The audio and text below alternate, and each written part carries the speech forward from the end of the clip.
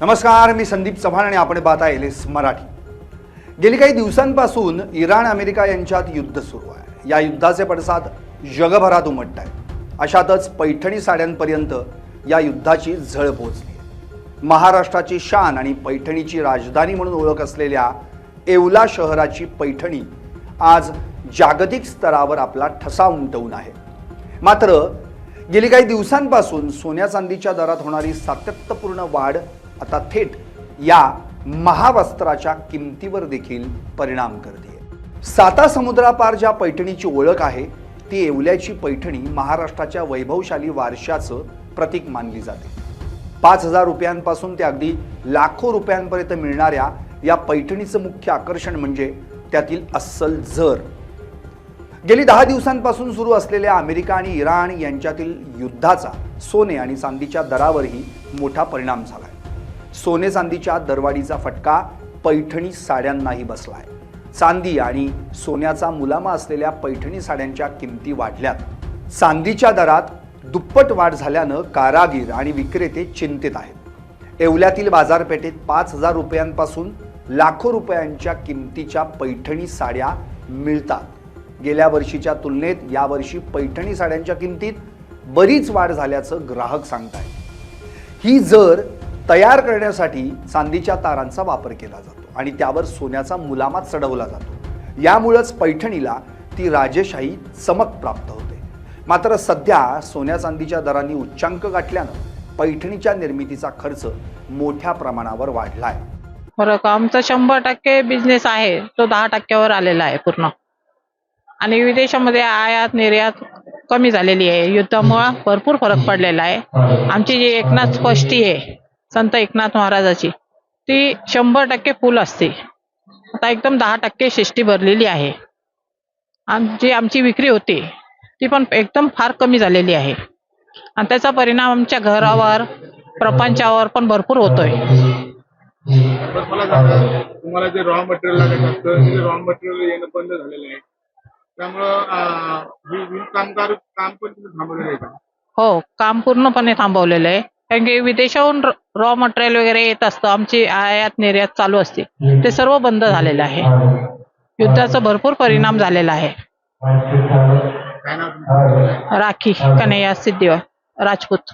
पैठणी ही केवळ साडी नसून संस्कृतीचा ठेवा असलेल्या या पैठणीच्या किमती वाढल्यानं कारागीर आणि विक्रेते दोघेही चिंतेत आहेत। लग्न सराईचा हंगाम असूनही वाढलेल्या किमतीमुळे ग्राहक विचार करूनच खरेदी करतायत, तर दुसरीकडे सोन्या चांदीचे दर कमी होतील आणि पैठणी पुन्हा सर्वसामान्यांच्या आवाक्यात येईल अशी आशा महिला व्यक्त करतायत। युद्धाचा परिणाम या पैठणी साडीवर देखील झाला आहे। साडीसाठी लागणारे रॉ मटेरियल देखील आता मिळत नाहीये, त्यामुळं प्रोडक्शन देखील कमी झालंय आणि त्यामुळेच विण कामगार देखील कमी करण्याची वेळ कारखानदारांवर आली आहे। परिणामी 25,000 रुपयांची पैठणी आता 30,000 रुपयांना मिळतीये किंवा तेवढी रक्कम मोजावी लागते। खरेदी विक्री व्यापारावरती देखील मोठं संकट निर्माण झालंय। याचाच आढावा घेतलाय आमचे प्रतिनिधी संजय आहेर।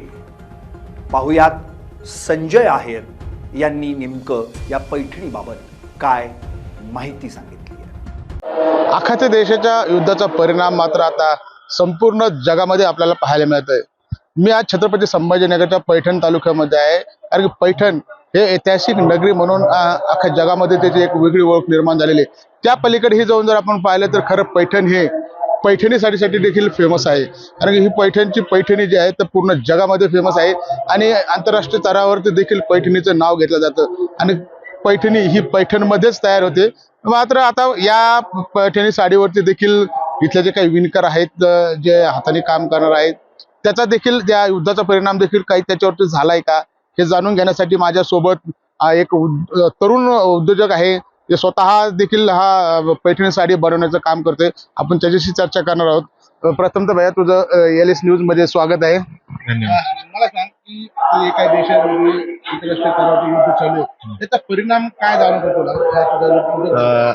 इस्रायल असं इराण असं युद्ध चालू आहे सध्या, त्याच्यावर आता खूपसे रॉ मटेरियल जे आपण बाहेर देशातून मागवतो किंवा अदरवाईज आपण दुसऱ्या राज्यातून मागवतो ते रॉ मटेरियल एक्सपोर्ट होत नाहीये। एक्सपोर्ट नसल्या झाल्यामुळे आपल्याला पैठणी साडीचं विणकाम कमी करण्यात आलंय. कारण आता आपल्याकडे रॉ मटेरियलच नाही, तर आपण पैठणी साडीचं विणकाम मध्ये थोडं स्टॉप केलंय आपण. म्हणजे त्याच्यावरून भरपूरशी आपली जे आउट ऑफ इंडियाची ऑर्डर असते, आपण आउट ऑफ इंडियाची ऑर्डर सुद्धा घेतो. तर आउट ऑफ इंडियाची जे ऑर्डर येते ते पण ऑर्डर आता थांबले, कारण आता सुविधा वगैरे सगळं बंद झाले. युद्धामुळे खूपसे परिणाम पडले. तर यावेळेस संत एकनाथ महाराजांची देखील षष्ठी होती, तर ती पण एवढी काय भरली, लाखो संख्येने भाविक येतात तिथे. पण यावेळेस पण तसं त्याचा काही हे दिसला नाही. खूपसे कमी संख्येत नाही का लोक आलेत. आपल्या दुकानातला पूर्ण माल दरवेळेस 90% सेल होतो पूर्ण, तर यावेळेस तरी एवढा सेल झाला नाही. 20 ते 25% माल सेल झाला. बऱ्यापैकी यावेळेस नाही का त्याचा खूपसा परिणाम पैठणी साडीवर झाला, किंवा दुसऱ्या अदरवाईज आपले जे रॉ मटेरियल वगैरे येतं त्याच्यावर पण झालं. मला सांग, तुमच्याकडे अनेक विण कामगार आहेत, त्याच्या रोजंदारीवर देखील परिणाम झाला असेल. हो, त्यांच्या देखील रोजंदारीवर परिणाम झाला. परंतु आपण त्यांना पण सांगितलं आपण का आता सध्या रॉ मटेरियलची कमतरता आहे, त्यासाठी तुम्ही थोडं काम थांबवा. म्हणजे जे खूपसे लेडीज आहेत आपल्या घरी, वर्कर्स ते काम करतात आपल्या, त्यांना पण आपण थोडं स्टॉप दिले. त्यांना म्हणलं आता रॉ मटेरियलच नाही आपल्याकडे, तर मग आपण पुढे पैठणी हे कसं करणार, साडी कशी तयार करणार.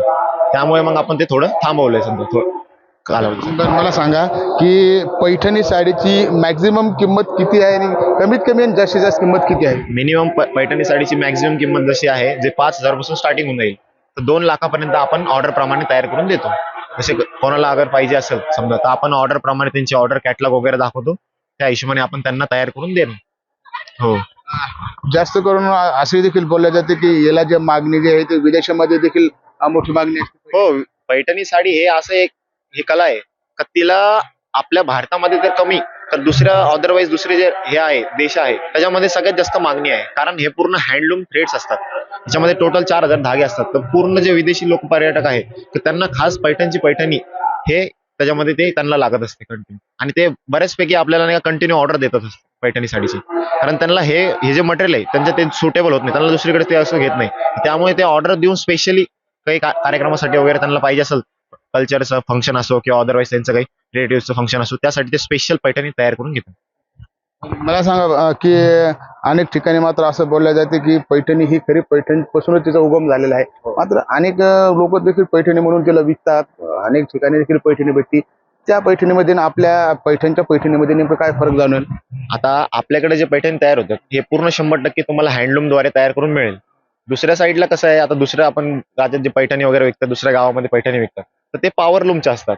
ते पैठणीच्या नावाखाली ते पॉवरलूमच्या साड्या कस्टमरला तयार करून देतात.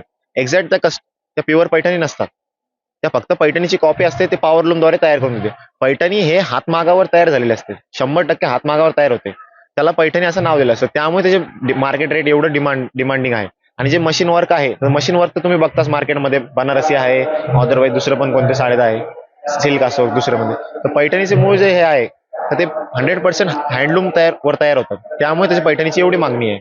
आणि पैठणीचं रॉ मटेरियल असं आहे, हे वर्षानुवर्ष खराब होत नाही. याला तुम्ही व्यवस्थित मेंटेन करून ठेवलं, ते वर्षानुवर्ष खराब होत नाही. तुम्ही याला कितीतरी वर्ष ठेवले, 100 वर्ष 150 वर्ष सुद्धा ही साडी जसेला तशी राहील तुमची, फक्त तुम्ही याला मेंटेन करून ठेवू शकता. बरं, मला सांग, हे जर युद्ध अशाच प्रमाणे जर पुढं वाढत गेलं, काही दिवस थोडं लांबलं, तर आता सध्या जरी तुम्ही काही प्रमाणामध्ये वर्कर कमी केलेले आहेत किंवा काम थांबवलेलं आहे का, ज्या दिवसातून तुम्ही 1 किंवा 2 साड्या बनवत होत्या त्या आता कुठेतरी थांबलेल्या आहेत, तर सरकारकडे काय अपेक्षा होती? सरकारकडून आमची एवढीच अपेक्षा आहे का जे युद्ध वगैरे चालू आहे ते वापस सुरळीत व्हावा, किंवा अदरवाईज जे एक्सपोर्ट इम्पोर्टचं जे आहे वगैरे ते सगळं चालू व्हावं. कारण त्याच्याहून मग आमच्या धंद्यावर परिणाम पडतोय. मग आमची पैठणी साडीचं विणकाम कमी झालंय. जे कस्टमर आहे त्यांना आम्ही वेटिंगवर ठेवले, त्यांची ऑर्डर खूप येतात, कॉलिंग येतात का तुम्ही ऑर्डर घेतली, तुम्ही आता आम्हाला ती पैठणी साडी प्रोव्हाइड नाही. मग आता आम्हाला त्यांना सांगायचं आहे, आता समजा त्यांना कस्टमर आहेत आमचे, त्यांना सांगायचं आहे, मग त्यासाठी आम्हाला आहे का त्यांना सांगता येणार नाही ना. आता हे युद्ध चालू आहे, आम्ही त्यांना सांगतोय, पण त्यांना काय वाटतंय की बाबा नाही तुम्ही पैसे फ्रॉड केलाय. मग त्यांना एक असं डाऊट वाटतंय का बाबा हे पैठणी हे जे लोक करतात हे फ्रॉड आहे म्हणून, म्हणजे फ्रॉडचं निर्माण झाल्यासारखं वाटतं सध्या कस्टमर. नाईलाज असल्यामुळे आम्हाला ते ऑर्डर थांबावं लागलं. आम्ही त्यांना सांगितलं, रिझन वगैरे पण दिले त्यांना, पण आता ते त्यांचं म्हणणं असं आहे का आम्ही तुम्ही ऑर्डर घेतल्या. म्हणलं आता जसं रेग्युलर आता परिणाम चालू आहे सध्या, त्याच्याहून आता आम्ही थांबवलंय सध्या. हो, खूप मोठा परिणाम झाला याच्यावर सध्या पैठणी साडी. नक्कीच आपण जर पाहिलं तर ही पैठणीमध्ये जे बनणारे पैठणी ही प्युअर हाताने बनवलेली असते, जे वर्क असतो तो हातानेच बनलेला असतो. मात्र पूर्ण जगामध्ये, भारतामध्ये नाही तर इतर राज्यामध्ये, इतर देशामध्ये देखील ज्या पैठणीचं नाव घेतलं जातं ती पैठणी ह्या पैठणीमध्येच बनवली जाते. मात्र जे विणकर आहे जे मालक आहेत मात्र त्यांच्यावरती देखील मोठं संकट उभा राहिल्याचं आपल्याला पाहायला मिळतंय. कारण त्यांच्याकडे जे वर्कर होते त्यांना देखील त्यांनी थांबवलेलं आहे. कारण की जे काही रॉ मटेरियल लागत होतं ते रॉ मटेरियल सध्या अवेलेबल नाही, त्यामुळे देखील त्याचा परिणाम झालेला आहे. आणि जे विदेशामध्ये ती पैठणीची जी मागणी होती विमान सेवा बंद असल्यामुळं ठप्प झाल्यामुळं त्या मागण्याला कुठेतरी खंड पडलेला आहे. त्यामुळे त्याचा परिणाम देखील या उद्योगधंद्यावरती झाल्याचं मोठं पाहायला मिळत आहे. संजय आहेर, LS न्यूज, पैठण, छत्रपती संभाजीनगर.